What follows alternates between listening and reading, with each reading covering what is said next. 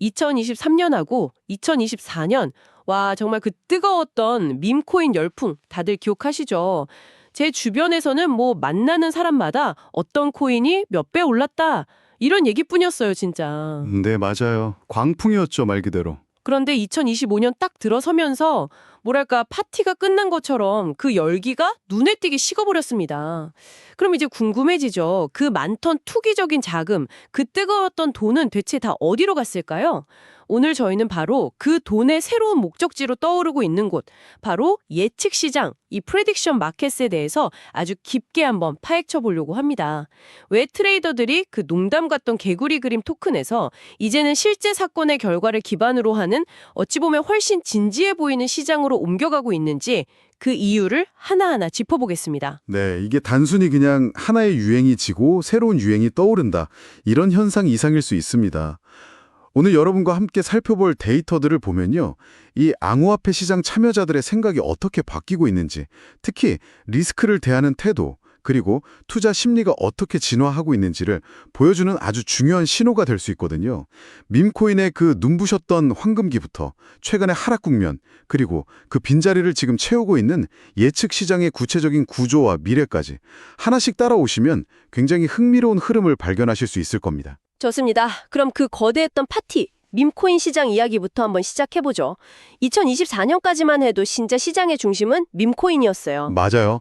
모든 관심이 거기에 쏠렸죠. 시가총액이 한때 약 220억 달러까지 갔다고 하니까 어마어마한 자금이 몰린 거죠. 광풍이라는 표현이 정말 정확합니다. 어떤 기술적인 가치나 실용성 이런 것보다는 순전히 커뮤니티의 힘, 그리고 인터넷 밈만으로 가격이 결정되는 정말 전례 없는 시장이었잖아요. 그랬죠. 하지만 2025년에 들어서면서 분위기가 완전히 달라졌습니다. 그 폭발적인 성장세가 꺾이고 시장이 냉각기에 접어들면서 시가총액은 420억 달러 아래로 감소했고요. 전반적인 거래 심리가 급격하게 위축됐습니다. 시총 감소도 그렇지만 그냥 체감상으로도 열기가 완전히 사라진 느낌이에요. 이건 시장 참여자들이 더 이상 예전처럼 높은 리스크를 감수하려고 하지 않는다, 뭐 이런 신호로 봐도 될까요? 바로 그 지점이 핵심입니다. 시장의 리스크 감수 성향이 뚜렷하게 약화되었다는 걸 의미하죠. 물론 그렇다고 밈코인이 완전히 사라져서 시장에서 퇴출되었다, 이런 뜻은 아닙니다. 아, 그건 아닌가요? 네, 그보다는 휴면기, 영어로 하이버네이션이라고 하죠. 휴면기에 들어갔다고 보는 게 더 정확한 분석일 겁니다. 시장에 다시 유동성이 막 넘치고 투자자들이 극단적인 변동성을 좇는 시기가 오면 언제든 다시 깨어날 수 있는 약간 계절성을 띤 자산이 된 거죠. 휴면기라, 와, 흥미로운 표현이네요. 마치 겨울잠을 자는 공 같다는 말씀이시군요. 자, 그럼 그 밈코인 파티가 잠잠해진 동안 그 수십억 달러의 자금이 새로운 놀이터를 찾아갔다는 건데 그게 바로 예측 시장이라는 거고요. 솔직히 이 단어 아직 많은 분들한테는 좀 생소할 수 있거든요. 이게 정확히 어떤 구조로 돌아가는 시장인가요? 예측 시장은 아주 간단한 원리로 작동합니다. 특정 미래 사건의 결과를 두고 yes 또는 no 형태의 계약을 사고 파는 시장이다, 이렇게 생각하시면 돼요. 결과라면 예를 들어 2026년 3월 31일까지 비트코인이 15만 달러를 넘을 것인가 같은 이런 명확한 질문에 대해서요. 그렇게 될 것이다, 즉 yes, 또는 그렇게 되지 않을 것이다, 즉 no에 돈을 거는 거죠. 듣고 보니까 마치 스포츠 경기 승패에 베팅하는 거랑 좀 비슷하게 들리는데요. 구조는 비슷한데 아주 중요한 차이점이 있습니다. 바로 가격의 의미예요. 예측 시장에서 이 계약의 가격은 0달러에서 1달러 사이에서 움직이거든요. 네. 근데 이 가격이 곧 시장 참여자들이 집단적으로 판단하는 그 사건의 발생 확률로 해석된다는 겁니다. 아, 가격이 곧 확률이다. 네, 만약에 비트코인 15만 달러 돌파 예스 계약이 0.6달러에 거래되고 있다. 그러면 시장은 그 가능성을 60%로 보고 있다는 뜻이죠. 아, 그 점이 굉장히 직관적이고 흥미롭네요. 그럼 가격만 딱 봐도 시장의 집단지성이 미래를 어떻게 보고 있는지 바로 알 수 있다는 거잖아요. 그럼 결과가 나오면 정산은 어떻게 되나요? 결과가 나오면 예스 계약을 샀던 사람은 예측이 맞았을 경우에 계약당 1달러를 받고요. 틀리면 0원을 받게 됩니다. 0.6달러에 사서 맞히면 0.4달러의 수익을 얻는 구조죠. 그리고 이 모든 정산 과정에 사람이 개입하는 게 아니고요. 블록체인 위에 스마트 컨트랙트, 그리고 외부 데이터를 가져오는 오라클을 통해서 투명하고 자동으로 이루어집니다. 아, 자동으로요. 네, 주로 USDC나 USDT 같은 가치가 고정된 스테이블 코인이 사용되고요. 그래서 이론적으로는 이게 단순한 도박이라기보다 여러 사람의 지혜를 모아서 미래 확률을 예측하는 가격 발견 메커니즘에 더 가깝다고 평가받는 겁니다. 좋습니다. 이제 정말 흥미로워지는 지점인데요.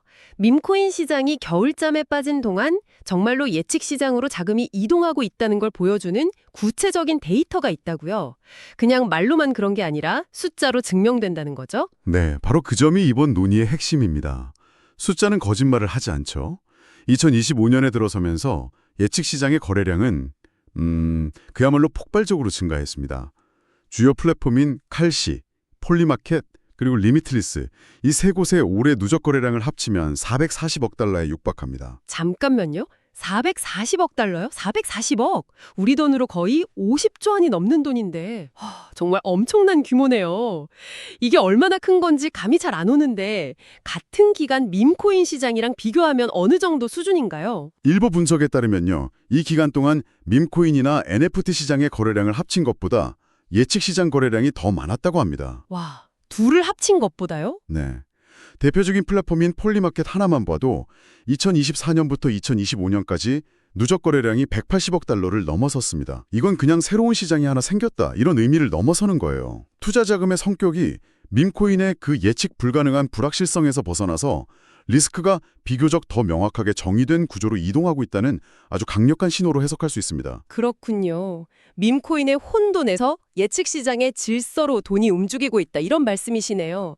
그렇다면 근본적인 질문이 나옵니다. 왜일까요? 왜 트레이더들은 밈코인을 떠나서 예측 시장으로 가는 걸까요? 도대체 예측 시장의 어떤 점이 그들을 끌어당기는 거죠? 가장 큰 이유는 바로 구조화된 리스크입니다. 구조화된 리스크? 네. 밈코인은 여러분도 잘 아시다시피 커뮤니티 여론이나 인터넷 밈 외에는 이렇다 할 가치 기반, 즉 펀더멘털이 없잖아요. 없죠. 그래서 변동성이 극단적이고 가격이 왜 오르는지, 왜 내리는지조차 설명하기가 어렵습니다. 하룻밤에 벼락부자가 될 수도 있지만 순식간에 모든 걸 잃을 수도 있는 말 그대로 정의되지 않은 혼돈에 가까운 거죠. 맞아요. 제 친구들도 밈코인에 투자할 때 보면 거의 기도하는 심정이더라고요. 반면에 예측 시장은 다르다는 거군요. 정확합니다. 예측 시장은 특정 이벤트의 발생 여부라는 아주 명확한 승패 조건과 정산 구조를 가지고 있습니다. 비트코인이 15만 달러를 넘는다, 아니면 넘지 못한다. 결과는 둘 중 하나로 명확하죠. 그리고 그 가격이 확률로 표현되니까 투자자 입장에서는 자신이 감수하는 리스크를 직관적으로 파악하기가 쉬운 거예요. 밈코인처럼 어디까지 오를지, 어디까지 떨어질지 모르는 그 공포와 싸울 필요가 없는 거죠. 아, 그러니까 밈코인의 리스크는 약간 안개 속을 걷는 느낌이라면 예측 시장의 리스크는 규칙이 딱 정해진 체스판 위에서 움직이는 것과 같다. 이런 말씀이시군요. 하지만 예측 시장도 결국 리스크가 엄청나게 큰 시장 아닌가요? 예스 아니면 노라는 건 예측이 틀리면 투자금 전액을 잃는다는 뜻이잖아요. 물론입니다. 아주 중요한 지적이에요. 예측 시장이 결코 안전한 투자처라는 의미는 아닙니다. 실제로 한 평가에 따르면 예측 시장 트레이더의 약 85%가 장기적으로 손실을 본다는 분석도 있습니다. 잠깐만요. 85%가 손실을 본다고요? 그건 웬만한 카지노보다 나쁜 확률 아닌가요? 이게 어떻게 구조화된 리스크라는 말로 포장될 수 있는 거죠? 솔직히 그냥 더 복잡하게 돈을 잃는 방법처럼 들리는데요. 하하, 굉장히 날카로운 질문입니다. 여기서 중요한 건 리스크의 청량이 아니라 리스크의 성격입니다. 성격이요? 네, 80%가 돈을 잃는다는 건 그만큼 예측이 어렵다는 뜻이지만 중요한 차이점은 이게 정의된 규칙 안에서의 확률 게임이라는 점이에요. 밈코인 투자자들이 종종 겪는 것처럼 내가 왜 돈을 잃었는지조차 모르는 그런 상황과는 근본적으로 다릅니다. 예측 시장 참여자들은 적어도 자신이 어떤 규칙 아래에서 어떤 확률에 베팅하고 있는지 명확하게 인지하고 투자 결정을 내릴 수 있다는 거죠. 이건 운에만 맡기는 게 아니라 자신의 분석과 정보력을 시험하는 약간 지적인 유의의 성격도 가지는 겁니다. 아, 이제 좀 이해가 되네요. 리스크의 총량이 아니라 통제 가능성 혹은 이해 가능성의 차이라는 거군요. 내가 어떤 게임을 하고 있는지 알고 있다는 것 자체가 중요하다. 그런데 이런 움직임이 단순히 일부 트레이더들의 놀이를 넘어서 더 큰 판으로 번지고 있다는 신호도 있다고요. 그렇습니다. 바로 규제와 제도권 편입 움직임입니다. 이 부분이 예측시장의 미래를 가늠하는 데 아주 중요합니다. 미국의 예측시장 플랫폼인 칼시는요, 미국 상품선물거래위원회, 즉 CFTC의 규제를 받는 최초이자 유일한 플랫폼이 되었습니다. CFTC의 규제를 받는다는 게 일반 투자자한테는 구체적으로 어떤 의미를 갖나요? 그냥 정부가 인정했다? 이 정도로 생각하면 될까요? 그보다 훨씬 큰 의미가 있습니다. 이건 단순한 고무도장이 아니에요. CFTC의 감독을 받는다는 건 칼시가 전통적인 선물 시장과 비슷한 아주 엄격한 규칙을 따라야 한다는 뜻입니다. 시장 조작 방지, 자금 세탁 방지, 투자자 보호 장치 같은 것들이 다 마련되어 있다는 거죠. 아, 밈코인 시장이 종종 서부 개척 시대의 무법지대에 비유되는 것과는 정반대인 겁니다. 신뢰할 수 있는 심판과 규칙이 있는 경기장에서 뛰게 된 셈이죠. 무법지대에서 합법적인 금융시장으로의 진화. 와, 신뢰도나 시장 규모 면에서 정말 큰 도약이겠네요. 더 나아가서 이런 예측 시장의 데이터가 구글 파이낸스나 야후 파이낸스 같은 주류 금융정보 플랫폼에 통합되기 시작했습니다. 아, 정말요? 네, 예를 들어서 여러분이 구글에서 특정 정치 이벤트의 결과를 검색하면 칼시에서 거래되는 당선 확률 데이터가 정보로 딱 표시되는 식이죠. 관련 기업들이 또 연합을 구성해서 일관된 감독 정책을 만들기 위해 규제 당국의 목소리를 내는 움직임도 있고요. 이 모든 것은 예측 시장이 더 이상 암호화폐 커뮤니티만의 틈새 시장이 아니라 새로운 형태의 금융 인프라로 자리 잡고 있다는 강력한 증거입니다. 자, 그럼 이 모든 걸 종합해 볼 때 어떤 결론을 내릴 수 있을까요? 밈코인의 시대는 이제 완전히 끝났고 예측 시장이 그 자리를 대체하는 걸까요? 그렇게 단정하기는 좀 어렵습니다. 앞서 말씀드렸듯이 밈코인이 죽었다기보다는 계절성을 띠는 순환자산으로 보는 것이 더 정확합니다. 시장의 유동성이 막 넘치고 투자자들이 다시 한번 극단적인 고위험 고수익을 추구하는 시기가 오면 밈코인은 언제든 다시 스포트라이트를 받을 수 있습니다. 여전히 가장 빠르고 폭발적인 수익을 추구하는 자금에게는 아주 매력적인 투자처로 남을 거라는 거죠. 그러니까 예측 시장의 부상이 밈코인의 종말을 의미하는 게 아니라는 거군요. 오히려 시장의 메뉴가 더 다양해진 거다, 이렇게 봐야 할까요? 정확합니다. 시장 참여자들이 리스크를 다루는 방식이 훨씬 더 다양해지고 성숙해졌다고 봐야 합니다. 묻지마 투자에 가까운 흐름과 자신의 지식과 분석을 기반으로 확률에 투자하려는 흐름이 공존하게 된 것이죠. 아, 밈코인처럼 빠른 돈을 쫓는 투자자, 그리고 확률에 기반한 이벤트 중심의 수익의 기회를 찾는 투자자가 각자 자신의 성향에 맞는 시장을 선택할 수 있게 된 겁니다. 그렇군요. 두 시장은 서로를 대체하는 경쟁 관계라기보다는 서로 다른 투자 목적과 심리를 가진 사람들을 위한 각자의 영역을 구축하면서 공존하게 되겠네요. 뭐랄까, 하나는 복권을 사는 사람들을 위한 시장, 다른 하나는 주식 애널리스트를 위한 시장, 약간 이런 느낌이네요. 혹시 두 시장이 서로 영향을 주고받을 수도 있을까요? 예를 들면 새로 나온 밈코인이 한 달 안에 시총 10억 달러 돌파할 것인가? 뭐 이런 예측 시장이 생길 수도 있겠네요. 아주 훌륭한 상상입니다. 실제로 그런 시장이 생겨나고 있고요. 밈코인은 앞으로도 변동성의 상징으로, 예측 시장은 확률을 활용한 전략적 트레이딩의 장으로 각자의 영역을 구축하면서 때로는 서로의 주제가 되기도 하는 그런 복합적인 관계를 형성할 가능성이 높습니다. 그리고 이건 투자 목적과 리스크 선호도가 다른 두 시장이 함께 존재할 만큼 암호화폐 시장 전체가 성숙하고 다양해지고 있다는 아주 긍정적인 신호이기도 합니다. 오늘은 밈코인 광풍 이후 새로운 알파, 즉 시장 평균을 초과하는 수익을 찾아 나선 자금의 새로운 목적지죠. 예측 시장에 대해 깊이 있게 다뤄봤습니다.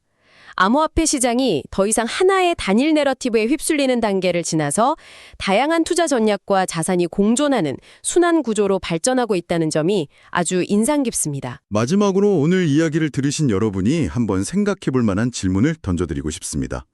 지금은 예측 시장이 주로 암호화폐 가격이나 정치 이벤트 같은 주제에 집중되어 있습니다.